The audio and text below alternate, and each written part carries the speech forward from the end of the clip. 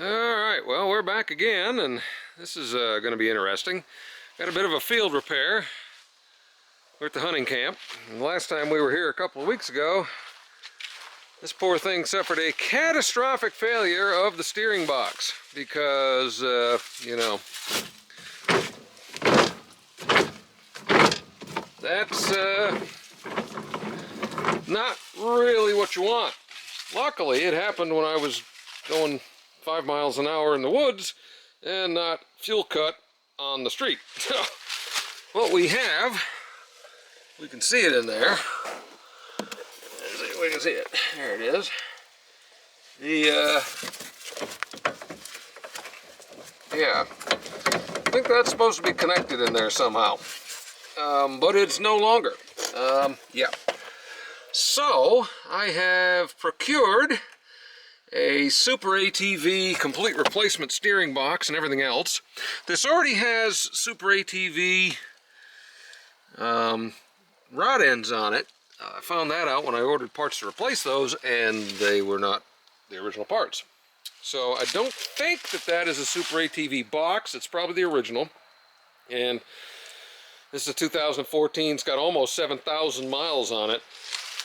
So it was time. I noticed that the steering had been getting notchy, but I figured, well, whatever, because it had been kind of notchy since we bought it. It's not been great, but it was working. I didn't think much of it until, well, I went through a very small puddle of water and I heard a clunk, and then I just kind of went straight and the steering wheel spun.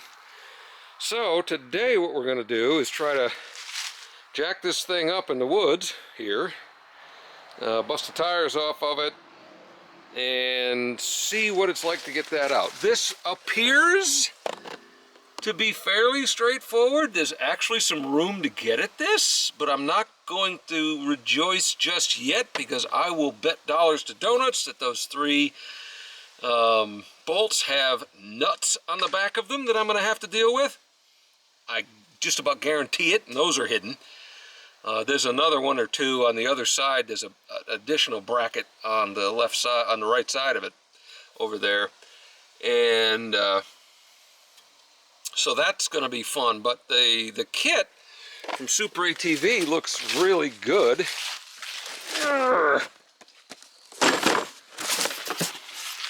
You know, it's a really nice looking unit, pretty beefy. You know, it's got all of the rods and arms and tie rods and spacers and zip ties and all sorts of stuff. I don't know what this is. Oh yeah, even more bolts, and yeah, that's your steering. This is what it has on it, is the steering linkage and stuff like that already. But yeah, this is a really nice looking unit compared to the original. Well, we'll have to look. I mean, maybe it is a Super ATV. I don't know. We'll see when we get it out. But you can see, got those 3 bolts there and then 2 over here, which I believe all have lock nuts on them. So that's gonna be fun. Yep. But it looks like a very complete kit, so we're gonna jack the thing up, get the tires off, and try to get into it. Alright, well, the right side tire and wheel came off. For this side, one of the damn studs bound up and spun. So, yeah. Anyway, it's off enough where we can get to what we need to get to. So, kind of wire brushed all this junk off here. I guess we gotta pop this stuff off first and see if we can attack those bolts. So yeah, these have little cautery pin things in there, and grab my trusty Leatherman, see if we can get those guys out without, come on, not too much fight.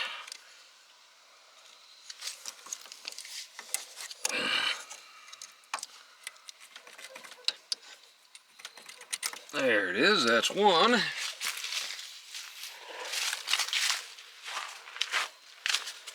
Let's see if we can get this one. This one appears to be broken on one side. There's the other one. Alright, now it's just those castle nuts, hopefully, and then those steering rods come apart. So we'll go with that next. Alright, well, the easy part's done. That was just a 15 on the top and a 17 on the bottom. Those are out. But back here, all these do have nuts on them, and the only way you can get to them is going down behind this plate. And they are elastic stop nuts, thank God. Oh, that's going to be a trip. I think this one's going to be the absolute worst. The bottom one over here, that one's going to be the worst. Let me figure out what size those stupid things are and see if we can get them off. Alright, so they're just 13mm on both sides, but they were put on by somebody who was, I think, trying to pass his test at the tire shop. Holy shnikes, that was tight. And you can't get a socket on this side. You can just barely get the end of a real thin box end wrench on it, which kind of helps because I got a ratcheting wrench. Once I break it loose, I can use this on the back side and just ratchet it with the front. Yeah. And I think that far one on the bottom there by the single on the bottom is going to be the fun one. So these weren't, that one wasn't too bad, but yeah. I wish these were greasable. As much money as you pay for this, you'd figure they could put something with a Zerk in it, because, you know, that's fine, but, you know, I just like greasing stuff. Yeah, this thing seems to have had better days. She's a little shot. Alright, well, we're going to try to get the box out of it first, and then we're going to work on this stupid thing here to see if how that's going to come off, because that could be my bigger nightmare. I think once I get the box out of the way, though, that'll be a little easier, hopefully. Next bolt we're going to try is the bottom one over there. If this thing will focus. Focus. Yeah, that. Alright, we got it out. It wasn't too bad, but getting it out, I'll be damned if I know how I'm going to get those nuts back on the back of this thing. Good Lord. But I would say that that is certainly a Super ATV box. And little bearing balls that are falling out of it. Yeah, she's lived her best life, and she's done. More than done. It is officially done. So now we're going to figure out what we got to do to get the pinion gear off. It's got a little room now anyway. And yeah. So I think what happened, it appears that there was a bearing here. That's this guy underneath that seal, because there's a snap ring or something. Maybe that's part of the seal. That may be part of the seal. But yeah, something, whatever the hell was holding this thing in, or the bearing failed and it just gave up and the whole thing pulled right out. So yeah, we're gonna have to the steering arm itself, very smooth. So I'm real happy with that. That U-joint's a little crunchy, but it's not terrible compared to, it ain't locked up. So I don't think that was my absolute problem. It's just this box failed. And so we're gonna have to clean this up, get that nut, get that bolt out, smack this probably with a pry driver and open it up so we can pull this spline out. And then see what we need to do to get that monster back in there, because there is not a lot of room to get behind this because of this lip underneath it. Yeah, these two weren't terrible. These two were not terrible. I don't know how I'm going to get that back on. I think I may end up taping it to the wrench and just kind of sticking it in. You can kind of get it in here from the other side on the on the wrench, and you put it in that way and it'll sort of get there. So that's what I think I may try to do, is to tape that nut to the wrench and just pray that I can get it to bite a little bit, because if I can get it to bite, I can tighten it up. So, alright, now we're going to figure out what size those are, bust that off, and get this splined shaft out of here.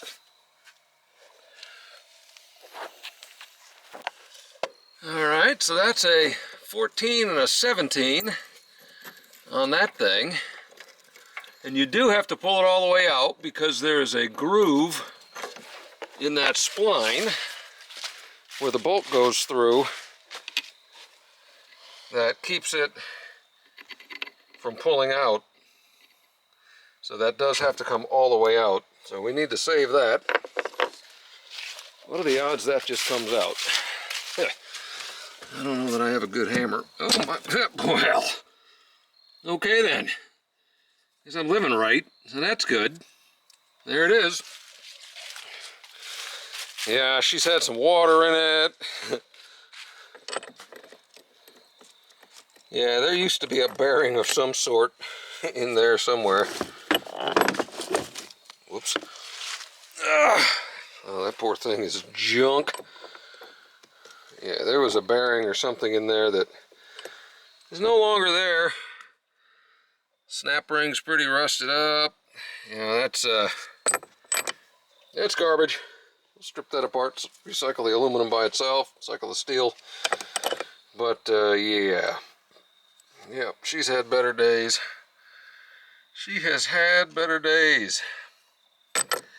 Like I said, luckily I was having a better day and didn't end up having that happen when I'm flying down the road at 50 miles an hour at fuel cut. Because that could have sucked more than just having to drag this thing back with a rope. So, alright, well, that's not terrible. I mean, like I said, that is not great, this direction. I may spray some lube on that, but it's not terrible. So now I'm going to get a scraper, clean that up as best I can, and see what it's going to take to get that thing mounted. But first, I need to cut all the tie wraps because reasons. This thing has an overstop kit, or an overextension kit that goes in here and in here. And for some reason they don't install it from the factory, so I got to cut these tie wraps, get in there, stick those things on the shafts, and then put tie wraps back on it. Can't say it makes a lot of sense to me, but that's what we got. Anyway, that's what we're going to do now. Be back when we get it open. Alright, one thing I figured I'd look is see if the broken one had them. It does. So that wasn't a problem, but it might have gotten some water in it, maybe. Yeah, I'm sure that didn't help. All right, you get out of here. You stay over there. What a mess. All right, so now I gotta stick those things on there. Get those half shafts on there. And we're gonna put this thing in, and then we're gonna center it. She's real stiff, and I really don't want to put her, it's not centered right now, as you can tell. But I want to go stop to stop and then center it that way. And then we'll figure out what we're doing. So now I guess we just got to take these clips and stick them on there and call it a day. This is re-zip tie. At least it comes with some shrink wrap zip ties. So that's next. Alright, well that was easy enough. That other one slipped in there. So not much to that. And yeah, now we'll put the boots back on it. Alright, so I came with another couple of zip ties, so I pulled the ones off this end too, so I could see this to have a flat to put a wrench on when I tighten up the outer tie rod. Let's save that, that's our pinch bolt. And it turns pretty smooth, so I just use my Leatherman to grab it. I'm not doing any damage to it, and I cranked it all the way one way. Now we're going to crank it all the way to the other way and count the turns if I can find a marker to put on this thing, and then we're going to go back half. So be right back. Alright, so I found a Sharpie, and I marked it here and here. And now we're going to see how many turns it takes to extend this all the way to the other side.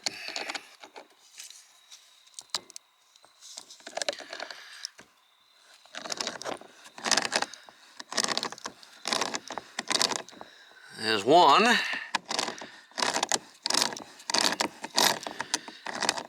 2,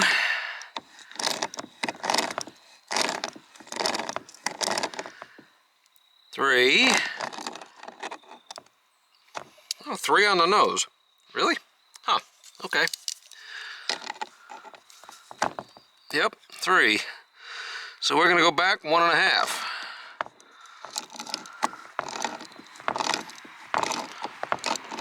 One and a half. Okay, so that's centered. That was one of the problems I had with the other steering box. Just the way it came is it steered a hell of a lot better to the right than to the left. So I don't know what happened there, but hopefully now I've got this centered so we can get the tie rods set up and set the toe and all that other stuff at this. And that looks, it's pretty close. Yeah, it's pretty close. So that's what we're going to do. Now we're going to try to get that thing installed. I'm going to spare you the swearing, wailing, and gnashing of teeth, of which I'm sure there will be some, because I don't know how I'm going to get those nuts back on. So, I'll be back once that's bolted on. Alright, well, we got all of them started. The worst one was honestly this one on this side, because you can't go in from here. You had to come in from the top. You can't get your hand down in there, so you did have to tape it to a wrench. And then you could kind of see what you were doing looking down through there, through here, and it was just brutal. But we got them all started. So now we're going to start snugging them up a little bit. And Puppy is not happy with me. That's Belle. I know, you're on camera, silly. Go herd something. But she was complaining at Daytona, so now she's outside with me. And so, alright, now we're going to try to snug those up. And then it should be pretty straightforward. It's just mounting the tie rods and doing the alignment, which doesn't really amount to much. So, oh, yeah, that's, they do not design these to be worked on. That's why you pay so much. Really? That's why you pay so much if you have to take these things to a shop, because the labor hours have to be just bat poop. And it's just miserable. And this is the easiest job I've had to do on this thing yet.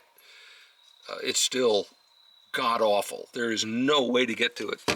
I mean, I guess if you removed the entirety of this front shell, you might have a shot, but yeah, who really wants to do that? So, no, it's just not easy at all, especially because all these wiring harnesses are in the way and everything else for this one especially.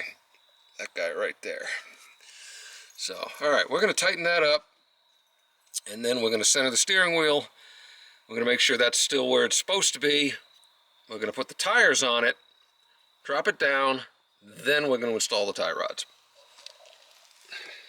Sigh. I didn't put the steering knuckle on before I bolted it up, and you can't attach it if it's bolted in.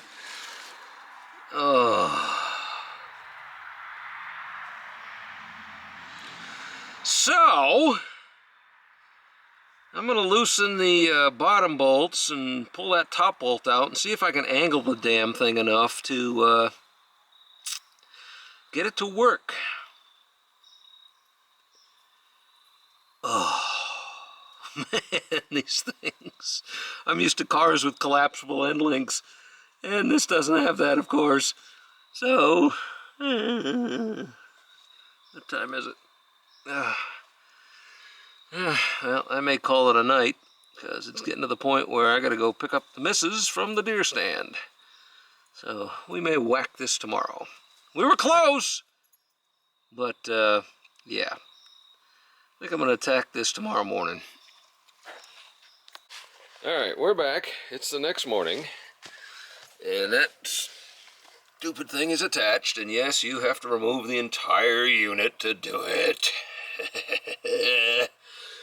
Love my work so much, I'll do it twice. But now I know. And so, it's bolted back in. It's centered. Steering wheel is generally centered. So now, since we are on the suspension, we can properly set the toe. We're going to start hooking up the tie rods. And I don't think those are going to be too terribly difficult. We shall find out. It's a pretty nice kit.